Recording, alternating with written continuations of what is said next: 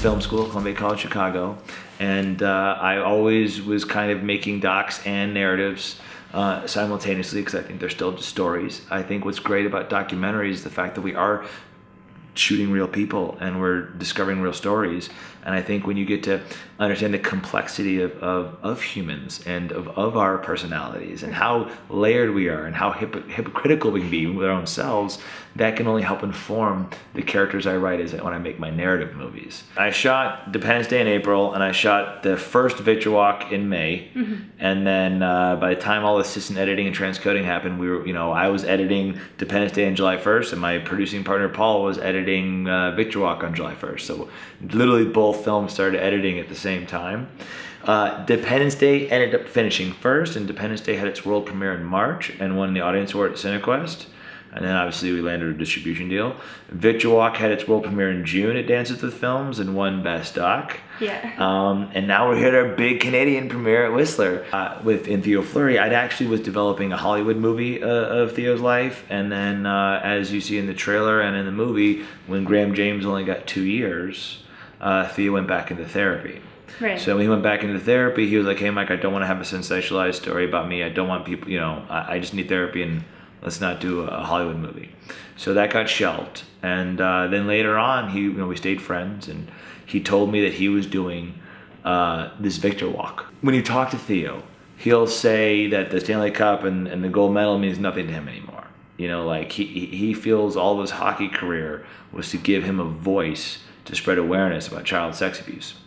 So within that context of understanding that that's where Theo's headspace is right now, and me being a friend and kind of keeping contact with them, when he told me that he was going to do this Victualk, I said, we should film this. No, I walked. I walked 40 kilometers backwards a day for 10 days. With the camera on your shoulder. I didn't have it on my shoulder. I chose not to do a shoulder mount because I thought a shoulder mount would alienate people from wanting to open up and talk. I would have the Canon pushing against my neck, and I would have a GoPro on a stick to get 2 angles. Right. And then I had an audio pouch to have audio. I would lob Theo up, and then I just had a boom mic on the camera. So it was a one-man operation. Nice. I would have to charge batteries and dump all the footage at night. So it was one of the hardest things I've ever done. Well, day 0 was the media day. So day 0, here I am pushing against my neck really hard, and again, I just shot Independence Day. So Independence Day, I had a big red camera with the shoulder mount, and I'm like, and I work out, so I'm like, oh, I can handle this. This Victualk will be no problem. Right.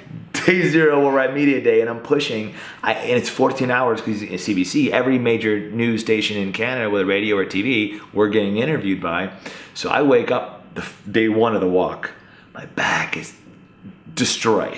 And I'm like, how am I going to make this? I really didn't think this through. And it was 10 days. And it was 10 days walk. So I have mapped my run on my phone. So when we started the walk, I remember hearing my phone say, "You have walked 1 mile."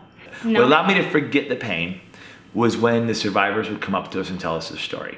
The minute a survivor would share their story to us on camera, whether we're walking the highway, and they just pull over, right, and then tell us their story. A lot of survivors are on different paths of the journey of their healing process. On the walk, there's some people that maybe could just say "me too," and they couldn't really say anything beyond that, versus you might have someone who tell you a detailed description of their abuse, and they've healed, and they've been going to maybe the Quinte Sexual Assault Center, which is in Ontario, or maybe they've gotten help. So we saw survivors all spectrums of the gamut, from still can't talk about it to fully open. Right. And regardless of where they were on their journey, when people would pull over, get that hug from Theo, tell Theo their story, then tell me their story when I would quickly do an interview, the fact that they see that they're not alone. Right. They're able to see how many other people have experienced what they have. Maybe not their exact experience. Yeah, but something they still similar. traumatized. Right. And one of the best things as well when we've been screening the movie has been every time I've done a test screening or a screening, people come up to us afterwards and say "me too," or I had someone who a friend of my wife's who came out and said, I was raped by molested by my grandparents when I was younger, and when I was 12, I was raped by my friend's brother who was 20, and I limped home. And then she started crying, and then she started laughing, and then she goes, I feel so much better that I finally told somebody. I think another reason why people are willing to open to Theo is, especially the men, why the men open up to Theo, because men, I think, everyone has a hard time coming out, but with men, you have the male ego. And because Theo, being a hockey player, who is not only just a great goal scorer, but he could fight and he could hit, so he's seen as being a manly man. If a guy who's that manly can come out, be vulnerable, be honest, and not lose his identity and still be himself, I think that's what empowers everyone who speaks to him to be like, if he can do that, I can do it too. Part of Victor Walk is the profiles of courage from all these survivors who then come out. Yeah. And then Theo is almost like their guide, because like he said, what's some of the best conversations he's had is going on a walk with a friend. And anyone can go on a walk with a friend. And that was a big part of the message. And a big part of the message as well is the fact that trauma is the string that ties us all together.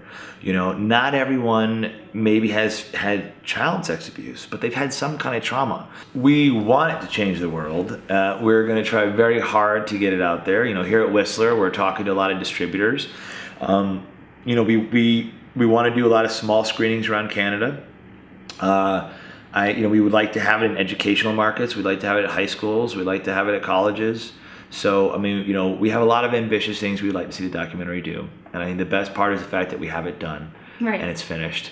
And we're so proud of it. So I think no matter what, it'll be this piece of history that happened. I wanted Victor Walk to be a therapeutic tool. I wanted it to be a tool where people can really understand how to heal and how to move forward with their lives. Because it's too often that we roll around in our negative past, and then we keep replaying in our bad thoughts or negative thoughts, and we keep beating each other up, beating ourselves up. Or we have a lot of people who've been abused, feel they're not worthy. Right. Their self-worth has been majorly hit.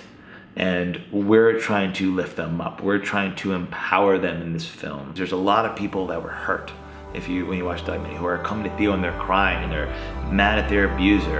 And Theo, was one, lady, he goes, forget about him. Focus on you.